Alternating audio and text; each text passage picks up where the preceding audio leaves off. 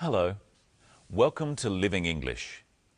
In today's episode, we're looking at how to talk about possibilities or what is likely to happen. And we're looking at a new verb tense, the present perfect.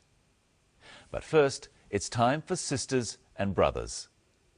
In the last episode, Anne had lunch with Sarah's family. Now Anne and Sarah are having a talk.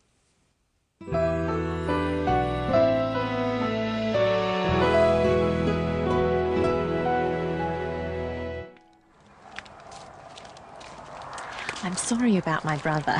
Not at all. You have a lovely family.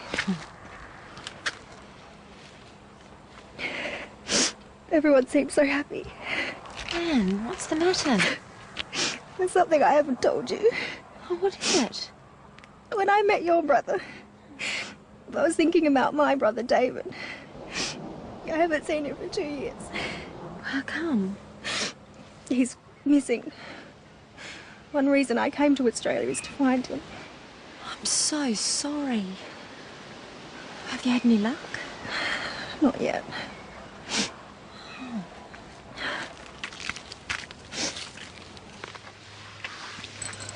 I've hired a private investigator. Goodness. Do you think you'll find him? Perhaps.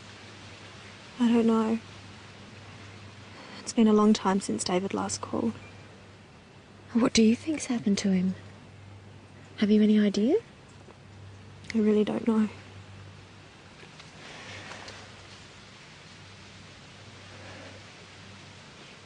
I can't help thinking the worst. I'm sure he's all right. If something bad had happened, you would have heard. I guess so. I suppose you're right. Let's hope Anne's brother is all right. We'll find out in future episodes. Well, let's look at some of the common expressions in that episode. First, Sarah apologizes for her brother's behavior. Remember, in the last episode, Sarah's brother Steve offered to take Anne out. You're lucky. I haven't been to the zoo. I'd love to go to the zoo. I'll take him. Sarah thinks Steve was a bit rude, so she apologizes. She says she is sorry about his behavior. I'm sorry about my brother. Not at all. You have a lovely family. Sarah says she is sorry about her brother. Practice with the clip. I'm sorry about my brother. Not at all. You have a lovely family. Anne says, not at all. She means Sarah shouldn't worry. She's not upset or offended. Remember, in a previous episode, we looked at the phrase, don't mention it. Not at all is another way of saying, don't mention it. Practice with the clip. I'm sorry about my brother. You have a lovely family. Anne tells Sarah she is looking for her brother who is missing. Listen to this clip. I've hired a private investigator. Anne says she has hired a private investigator. She has hired a detective. This is an example of present perfect tense. She hired a detective, and the detective is still working. Present perfect is used for actions started in the past that are still true. Present perfect is made from the verb have and the past participle of another verb. First, let's look at the verb have. Repeat them with me. I have. He has. She has. It has. You have. We have. They have. In our example, she has hired a detective. The past participle of the verb to hire is hired. so this can be added to the verb have or has to make the present perfect tense, like this. Usually, we shorten the have and has like this, so we would say, I've hired a detective. She's hired a detective. They've hired a detective. That sounds like too many detectives. Let's look at some other ways of using the present perfect. Anne, what's the matter? There's something I haven't told you. Anne says there is something I haven't told you.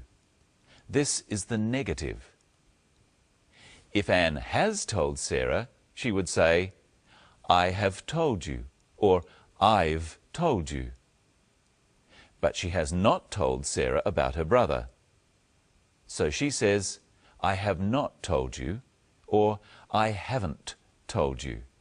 Practice with the clip. Anne, what's the matter? Anne, what's the matter? There's something I haven't told you.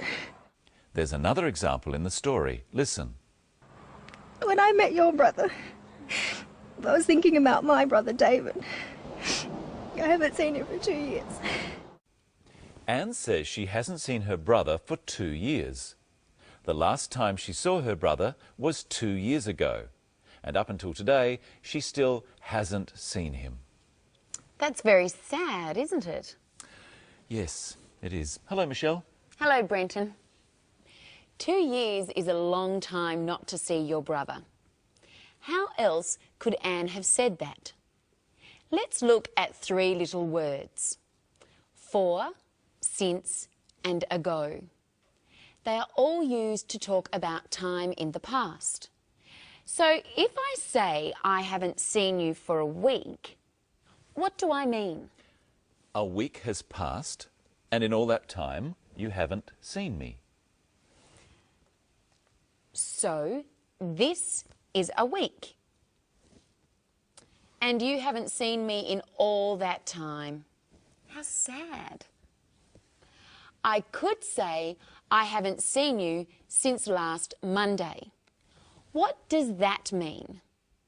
Well, you saw me last Monday, and now you're seeing me again. And how wonderful it is. So for is used for a period of time that something goes on. For a week. For 2 hours. For a year. Since is a specific time in the past. Since 10 o'clock. Since yesterday. Since last year. What about ago? You could say you saw me a week ago. I saw you a week ago. Ago refers to a length of time before the present. So we could say 2 hours ago. If it's 12 o'clock now, what time was it 2 hours ago? That would be 10 o'clock. And if it's Monday today, what day was it 2 days ago? Saturday. Exactly. Now, today we're going to look at some more very useful words. First, let's see another clip, and my question is, does Anne think the detective will find her brother? Do you think you'll find him? Perhaps. I don't know. Does Anne think the detective will find her brother? She doesn't know. How does she tell us this? She says, I don't know. Does she think he might? Well, she thinks it's possible. She says, perhaps. Perhaps is a very useful word. It means you don't know. It is possible. There are a number of words and phrases in English like this. Let's look at some and see how to use them. Here's a chart. If you are sure the answer is no, or you disagree with someone, then you will say, definitely not, or I don't think so. Try after me. definitely not. I don't think so. If you're not sure, you could say maybe, possibly, or perhaps. Try after me. Maybe, possibly, perhaps. If you agree, but not strongly, you could say, I suppose so, or I think so, or I guess so. But if you definitely agree, then you would say, definitely, I'm sure. See if you can hear some of these words in the clip. What do you think's happened to him? Have you any idea? I really don't know.